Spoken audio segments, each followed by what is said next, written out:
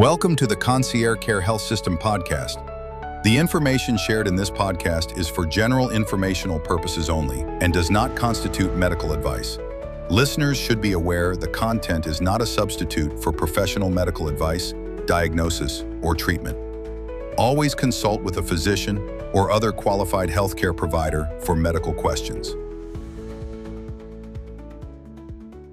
When you hear obesity, what's the first thing that comes to mind? For many, it's often a simple equation. Diet and exercise. Easy, right? But what if we told you that understanding is, well, fundamentally incomplete, and that obesity is now recognized as a complex chronic disease with deep biological roots and really widespread consequences? Today, we're taking a deep dive into precisely that, our mission. We want to extract the most important insights. We're looking at a comprehensive report, the multifaceted impact of obesity on human health, plus other research, clinical guidelines. We're here to give you surprising facts, sort of unpack why obesity is now seen this way as a chronic disease affecting almost every part of your body and mind. We'll explore the cutting-edge treatments and talk about what needs to happen at a public health level to really address this global health challenge. Think of it as a shortcut to being genuinely well-informed. It's absolutely critical, yeah.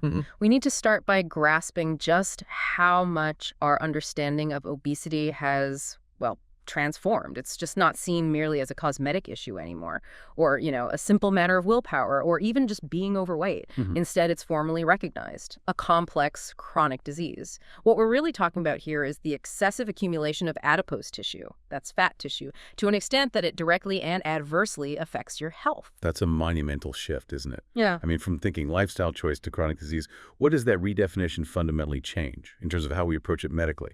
Oh, it changes everything, really. The medical community is increasingly embracing the term adiposity-based chronic disease, or ABCD.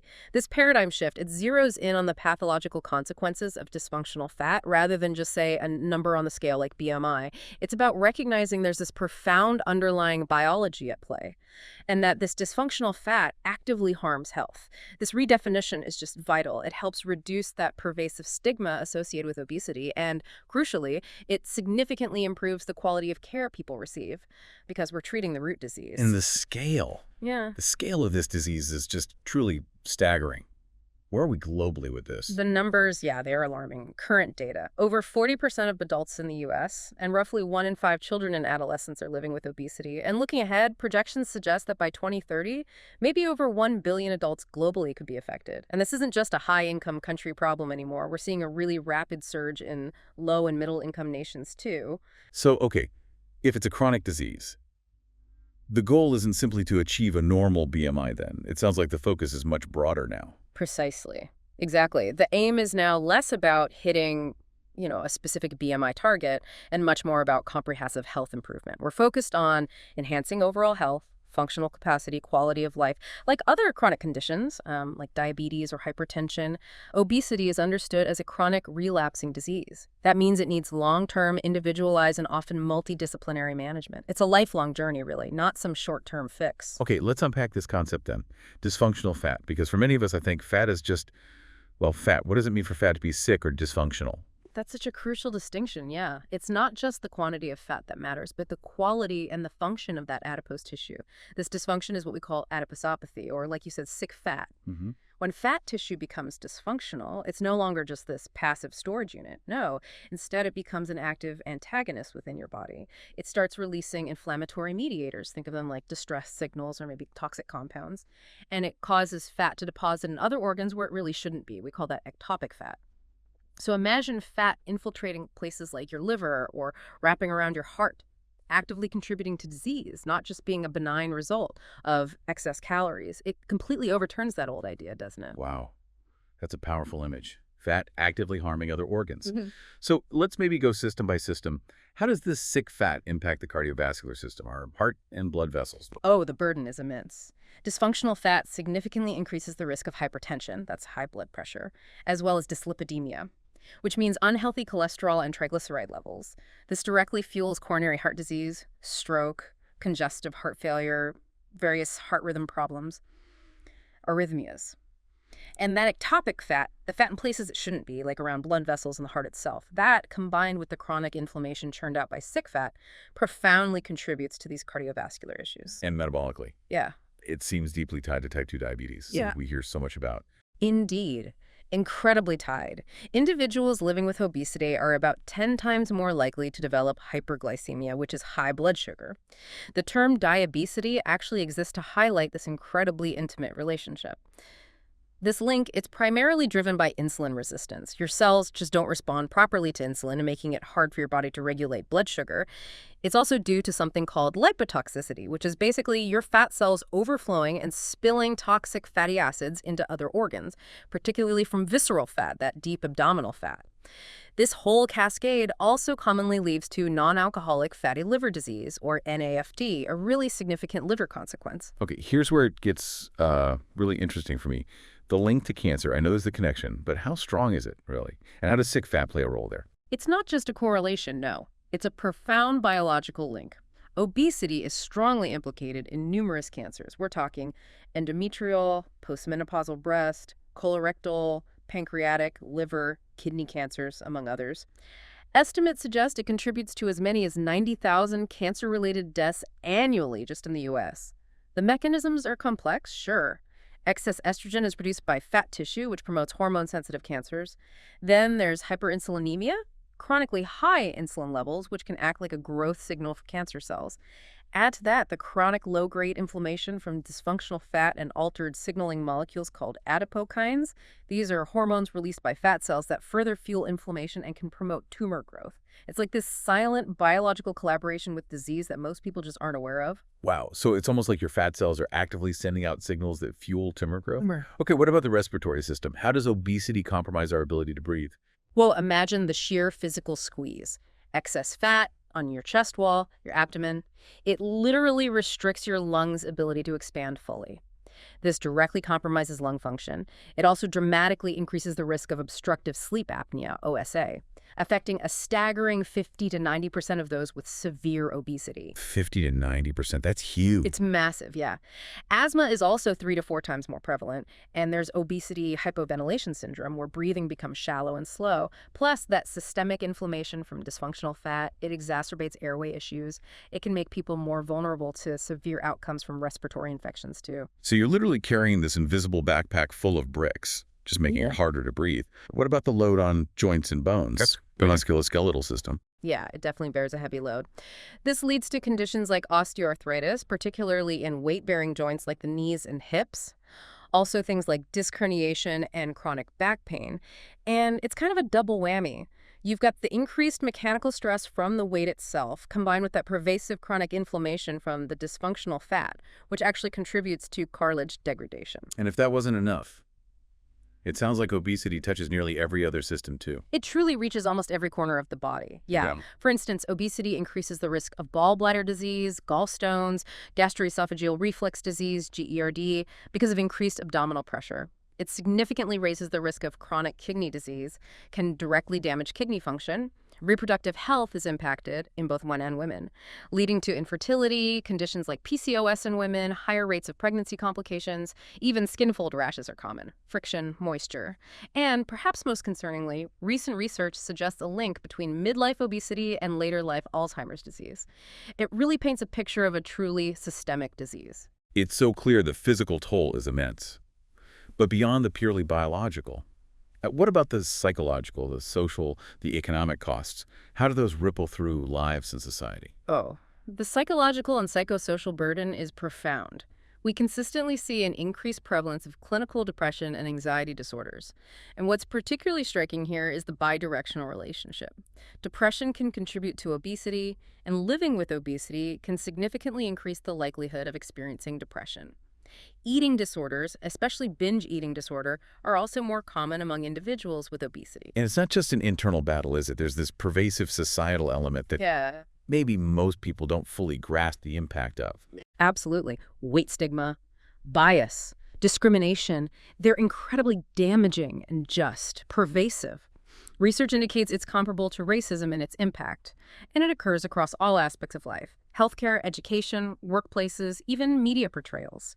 Crucially, this weight-based discrimination independently leads to poor mental health outcomes, regardless of an individual's actual BMI. And when individuals internalize this weight bias, meaning they start applying those negative stereotypes to themselves, it can actually worsen disease severity. The chronic stress of dealing with this stigma can even lead to physiological changes that paradoxically worsen obesity. It creates this truly vicious cycle. So this isn't just about feeling bad. It has measurable biological health impacts beyond the physical conditions we just talked about.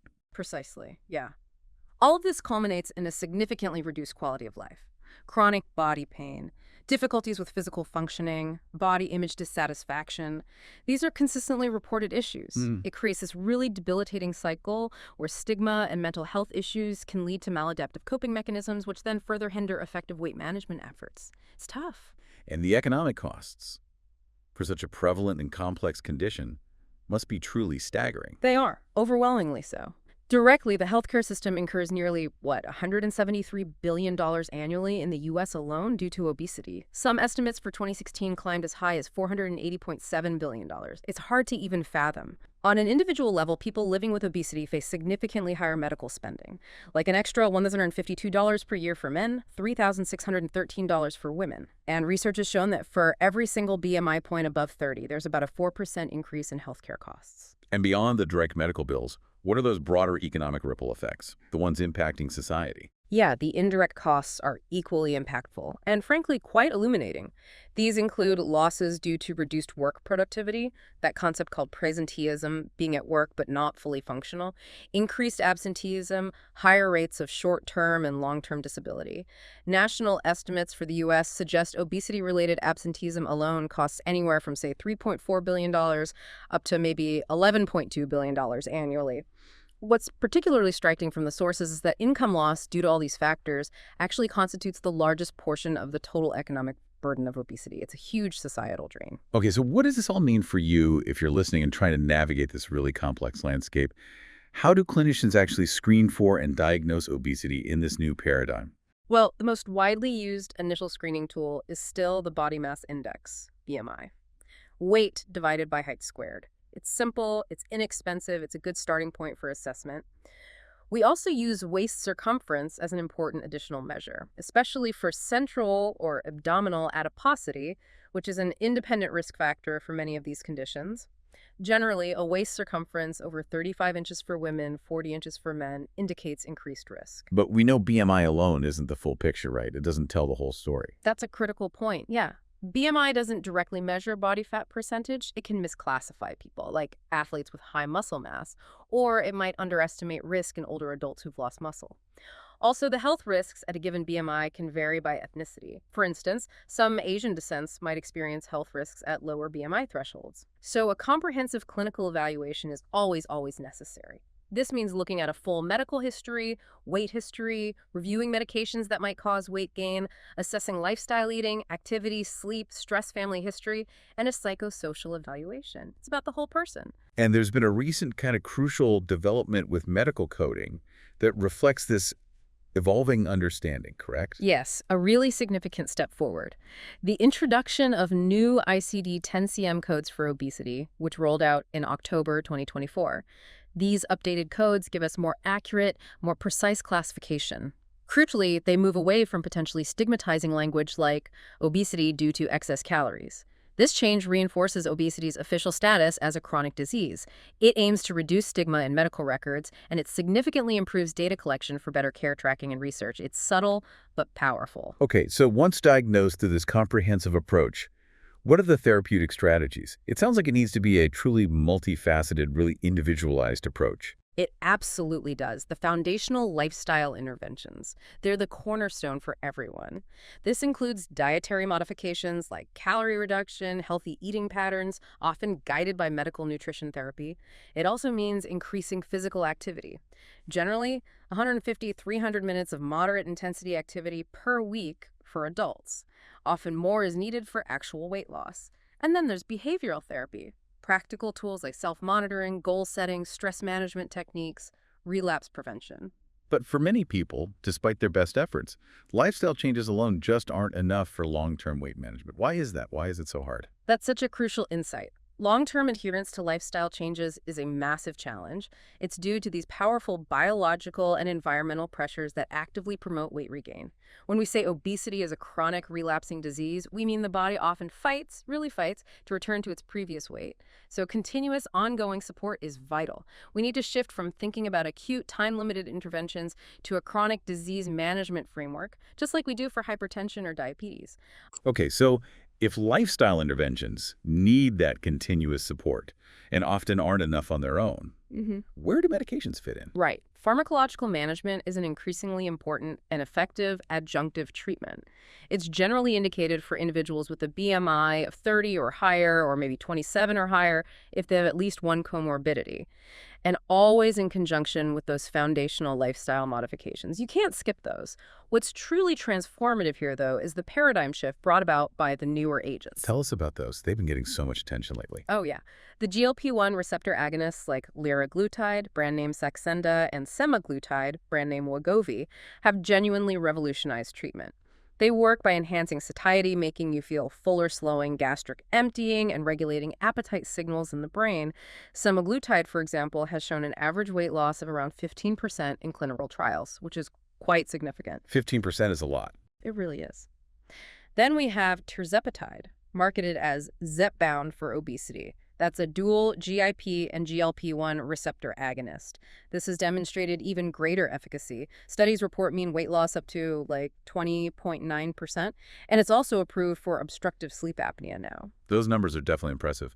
But what are the key considerations or the challenges with these newer medications? Well, while they're incredibly effective for many, there are challenges, definitely. The cost is high. Insurance coverage can be really variable, creating significant access barriers for patients. That's a big one. Common gastrointestinal side effects like nausea and diarrhea can occur, especially when you first start treatment.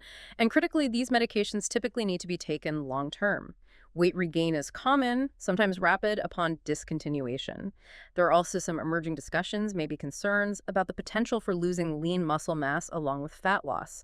That's an area of ongoing research and clinical management. So beyond medications, what about metabolic and bariatric surgery? Is that still considered the most effective option for severe obesity? Yes.